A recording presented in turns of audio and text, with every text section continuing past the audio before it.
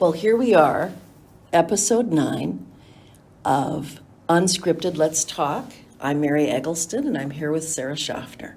And as promised in episode 8, we're going to go deeper into what happens in a dysfunctional family, the roles that people end up playing, the accommodations they make, and we're going to try to explore that in a way that hopefully helps you become more aware of why you do the things you do.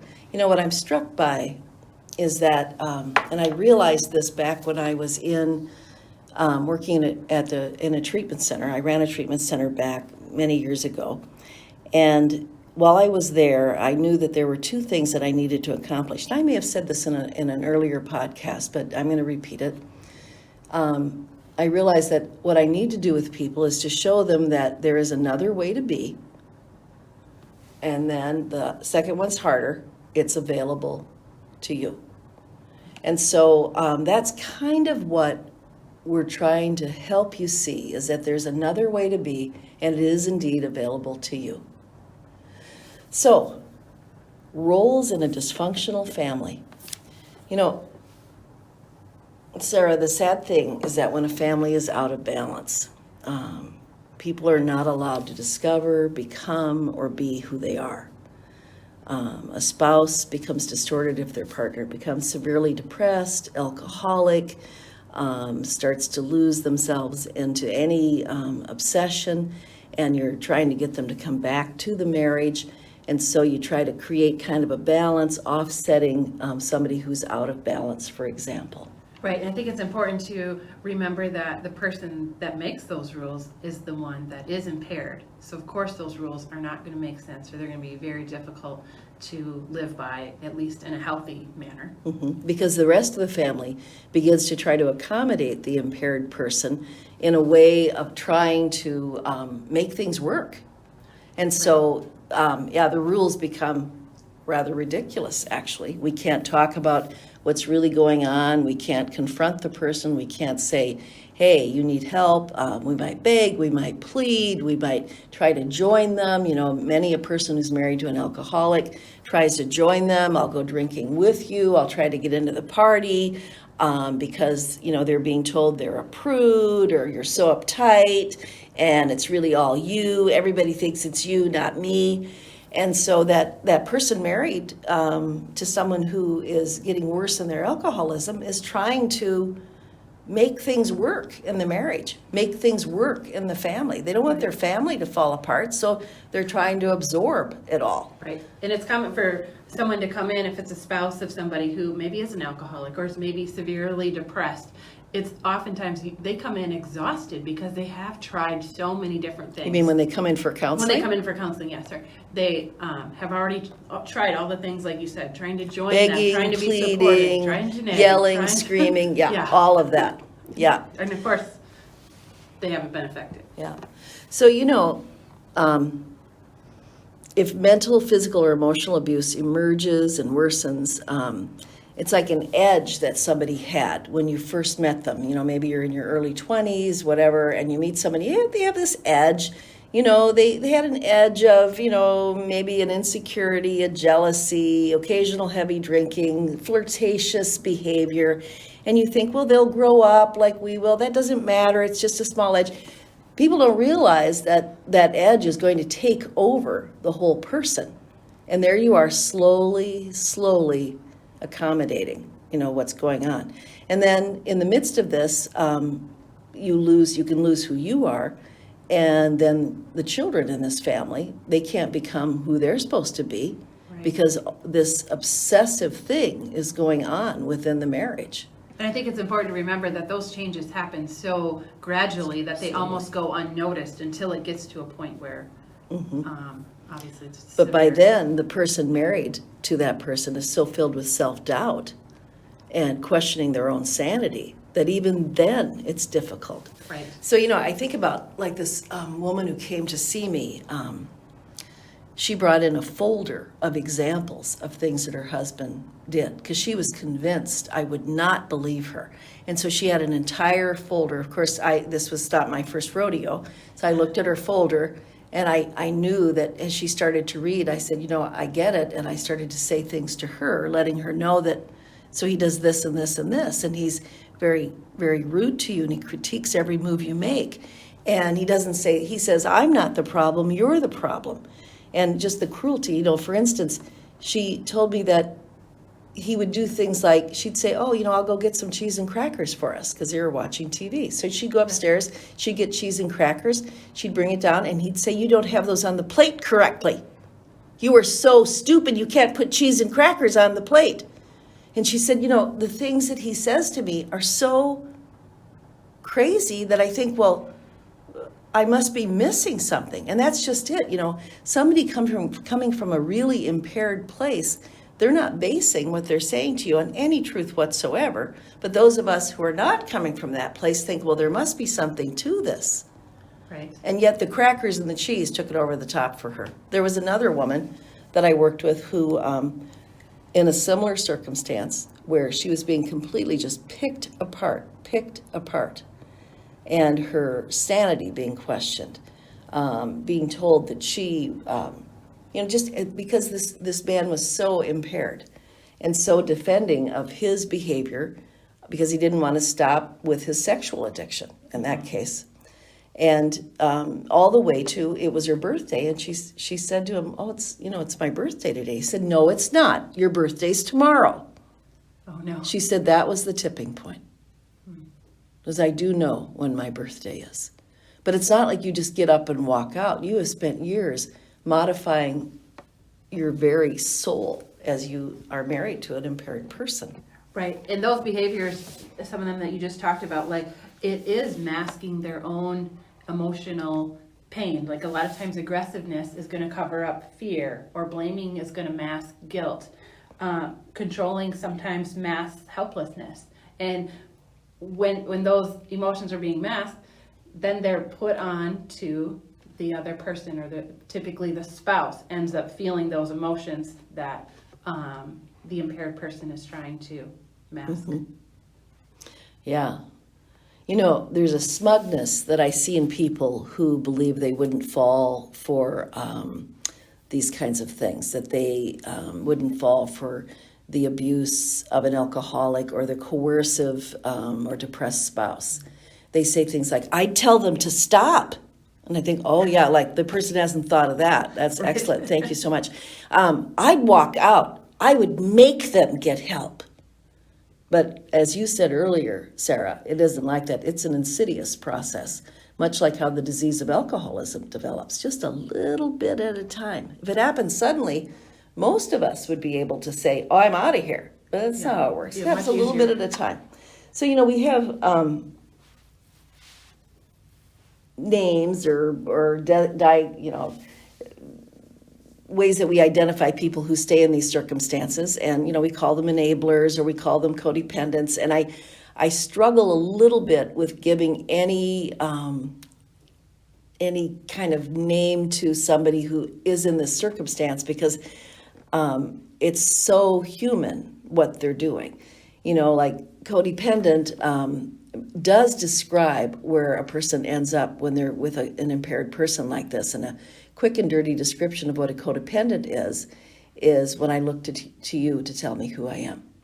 I no longer know who I am. I'm just dancing around trying to figure out who you need me to be. Right. And I go with just the little nuances of how your eyes change. And, that is what develops. But to understand it deeper is important. You marry someone, you love them, you want to help them, you believe in them, you have children with them, you listen to them.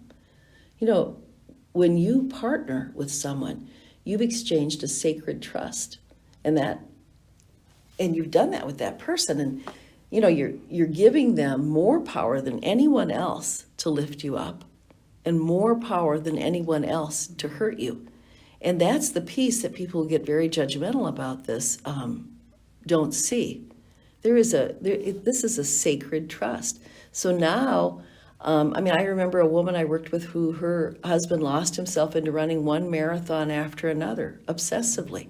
She didn't want to leave him. And he would make still appearances within the marriage and the family where he was just a really good guy. It was really confusing to her but everything was about running. He'd get up, he'd run, come home from work, he'd run. Everything was about running. All he'd do is read about running. He ignored the entire family because he's reading about running. This is really confusing because, well, running's a good thing. That's very healthy. I mean, unless you really climb inside some of this, you don't realize how difficult it is to see it because it happens a little bit at a time. Right. So how do you get a family into balance? The other thing about this is that, if you're married to an alcoholic or really, even a depressed person or somebody who is inappropriately flirting with other men, other women, they often can be so charming to everyone else that if you have any complaint about that, people just think you're crazy. And an impaired person often will present you as you're the problem. Right. And so you don't feel like you have anywhere to go either. And you do start to think, well, it must be me. And so I'm just going to suck it up and do everything I can to make this marriage and this family work. Right, which breeds resentment and Yes. anger. That is probably the deepest and most intense emotion, along with embarrassment and shame. They're right in there too. So what does it result in? Arguing, distancing, pain. I see a lot of people who are living as roommates. They're saying, oh, look how long we've been married. And I think, well, yeah, I guess legally, yes. But emotionally, you divorced long ago. Sometimes the person who is married to an impaired person, whether mentally ill, in whatever way, alcoholic, or just obsessed with whatever, they avoid. And this is a favorite one of men that I've seen. Not to mean that, women wouldn't do it too, but I've known a number of men who, what they do is they work more. They stay really, really busy with their jobs. They take on more responsibilities at their jobs. They tell themselves, well, I'm providing for my family.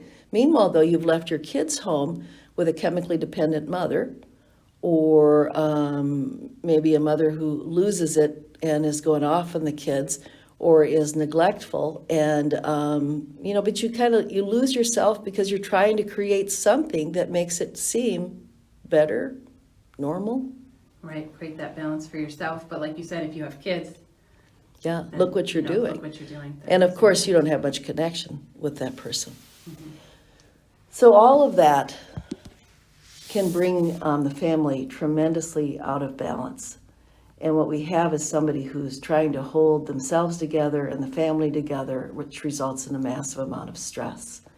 And I think one important thing to point out too is that this happens subconsciously most of the time. It's not like that person is going to work like in their mind saying, well, I got to get some peace for myself. I'm sorry, my kids are just going to have to deal with it. Nobody does that. Mm-mm. But if we're on autopilot and we're not aware of what we're doing, that's where we go. Yeah, that's really true. No, people, with all these things we talk about, the vast majority of people are not doing it from a place of being sinister. Right. It's from a place of, I don't know what else to do, and I'm trying to keep my family together.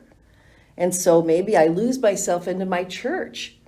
And then, that promotes, stay in your marriage. That's always the best thing. But I'm in so much pain, and I'm so angry, and I'm upset with myself for being angry. And so then I'm adding layer upon layer on top of that. But the person who's doing this, who's married to the impaired person, now the impaired person, of course, has got lots going on, and that's going to devastate them. The person married to them, the codependent, we know as we study it, becomes physically sick, just migraines, high blood pressure, all the way to cancer. I mean, it's just the stress is enormous. They're spiritually, they're getting to an empty place because it doesn't fit to be so angry and resentful and really try to come from a place of loving kindness, for instance.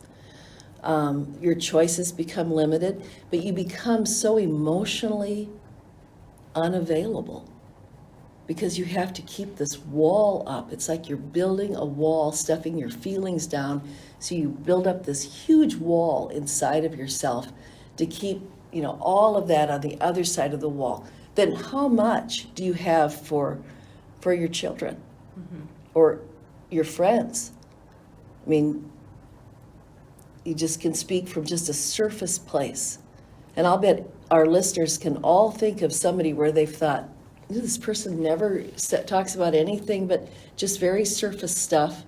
And they just stay very busy, busy, busy. And they talk about how busy they are. And, it's possible they've built a wall and they don't want to touch behind the wall. Right. And we see that in therapy as well. When somebody's in that position, when they come in, they're probably only going to share a small percentage of what is actually going on. But and that's often all they know. Yeah. Until maybe I start to push on that wall a little bit, which can be painful. Sometimes I think of therapy like this, Sarah. I had this terrible scar tissue on my IT band on my leg because I used to do a lot of ice skating. I'm originally from North Dakota. And so what do you do in North Dakota? You ice skate. That's what you do. And anyway, I loved it. And I would fall down a bunch and blah, blah, blah. And that's got to be where this all developed. In any case, it became so severe that I had to have a process called gua sha done, which is the Chinese way to reference it. I think chiropractors call it the Graston technique, and physical therapists call it a stilb, I think, something that's a stim. I'm mixing it up with the plant, but something like that. Okay.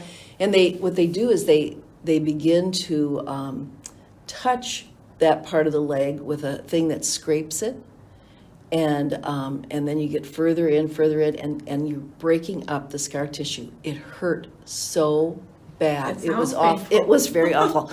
And so I would lay there, and this chiropractor would work on my scar tissue, and there were times when it hurt so bad that I realized I was making a fist because of this subconsciously I was going to hit him.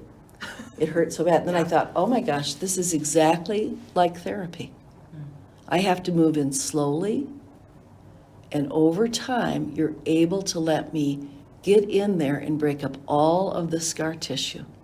But it's just moving slowly, slowly, much like the gua sha was on my scar tissue. And then eventually I got full motion back. And occasionally the scar tissue will build up, and I just rework it. Hurts every time, not as much as that first time though. So that's important for you to know too. Once you move through your scar tissue, your emotional scar tissue, I mean, it may build up a bit again, but you'll know what to do and you move through it quicker. So we have an impaired person, we have a codependent. I mean, this is one scenario. Perhaps they're living as roommates. Maybe we have a couple of people, neither of them knows how to talk, so they live in their separate places. We have one person maybe who gets to be angry in the family, that's usually the impaired person, and nobody else does. And the other person, because they want to make the marriage work, keep the family together, or they embarrassed by some of the things that the impaired person is doing. Right. Or they're just lost in the world that they now find themselves in that is completely defined by that impaired person. You can see where the family's not going to be a place where you can be who you are. So now we have, a role that we have the impaired person, and now we have a role that the other person's playing, the codependent, the enabler, who is, in there fully working with the other person to keep the delusion going. Yeah, I think delusion is a good word to describe that. And so, what happens when they have a child? What's it like to be born into this family? And there are 4 well-known roles, and they were developed by a woman named Sharon Weichscheider Cruz. These are roles that many, many people have heard of, but they don't realize that it was Sharon Weichscheider Cruz who came up with it. But it's such definitive work. It's kind of like we call all tissues Kleenex. You know, the brand name became so well known that we reference it that way. And so the 4 roles in a family that is dysfunctional are the hero, the scapegoat, the lost child, and the mascot. And usually you're going to major in one and minor in at least one of the other ones. Right, and a lot of it depends on your family size as well. Of how, there might be a couple people that play one role, or there might be one person playing multiple roles. Yeah. But the key thing that we're saying here is that you're not allowed to discover who you are and to be who you are. Right. You are given a role to play in the family so that the family can operate and function. And the family cannot operate and function if somebody is going around being free and being who they are. They are not able to do that. That's not going to work. So and it's not like it's assigned. It's more like each child comes in, picking up on the dynamics of what's happening in the family, and children want to be what their parents want them to be. Now, again, none of this is spoken. And so, as we kind of touched on with birth order, there is this agreement that emerges of the child to respond to this dysfunctional family setting, atmosphere. And as a child, there is no choice. It is Right. to just settle into this role. That's right, because you can't move out. Right. And you don't even know to move out. So remembering that there's another way to be, it's available to you, is no small thing. That sounds so simple, doesn't it? Yeah. But to reach into, what did I agree to? What was I born to? What's your parents' marriage really like? I mean, I have a couple that I'm working with, and I said, well, so this is so difficult for you to have any relevant conversation. Tell me about your parents' marriages. And as we talked, they both said, well, my parents are roommates. There's nothing going on there. They don't talk about anything. They're barely connected. They barely really have anything to do with each other. My dad does his thing, my mom does hers. And then this man said, well, that would be why this is so complicated. And I said, that would be why. I mean, you don't know how to talk Right. on any reasonable level. Those weren't skills you were able to learn how to do. Yeah, and you've never done it. And I said, so I am assuming that you do not want your marriage to look like your parents' marriage. And they said, absolutely not. And I said, well, then I'll tell you what, and this would be, Sarah always wants me to identify what the takeaway of the session is. So here's your takeaway. You need to become curious about yourself. Curious about why you do what you do. Who are you? Digging a little deeper into your experiences. Daring to take a look at your parents' marriage and say, okay, what was I born to? What was the need, the expectation? Or if somebody became impaired along the way, how did I have to start tucking myself away? Digging a hole and putting myself at least partially in that hole because that's unacceptable. Or how was I trying to make up for the deficits in my family? If my mom is horribly unhappy because my dad is often off getting drunk, what was my response to that? Was my response to try to make her happy, to try to make up for that, or to be angry with her because she didn't leave him? What was my response to that? And then how is that driving my life today? So you need a curiosity about who you are. And then, and again, harder than that, you're going to need a lot of courage. Because what it really takes to move through something like this is a decision that I don't care what I need to do, what I need to know, how many sacred cows I need to blow apart. I'm going to do this. I'm going to figure out who I am. So I have a quote that I don't know where I got it from anymore. And it says this: it's not a matter of, quote, finding yourself, unquote. but rediscovering yourself under layers of judgment, doubt, and fear. And when you're born to a family where there's a lot of this kind of stuff going on in the marriage, you're going to have a lot of feelings of judgment, doubt, and fear. And now? For my wrap up, Yes. I just want to reiterate 2 words that you said just a minute ago, and that is courage and curiosity. I think that is, for me, 2 of the strongest words that were mentioned throughout our talk today. And I hope that people listening will take that serious and try to find some of that courage and curiosity to increase their self-awareness and hopefully increase their life. Yeah, it's so worth it if you do. I'm not saying it's easy, and I'm not saying there isn't a, in this whole process, it isn't like one day you'll get there and then you're done and blah, blah. It does not work that way. You identify the things that you need to know about yourself, the things that you need to talk to yourself about differently.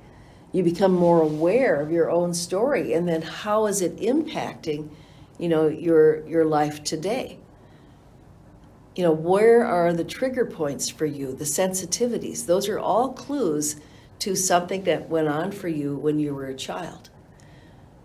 It's really more about that, and then accepting that, hey, you're going to be healing for the rest of your life. That's okay. What's your other option?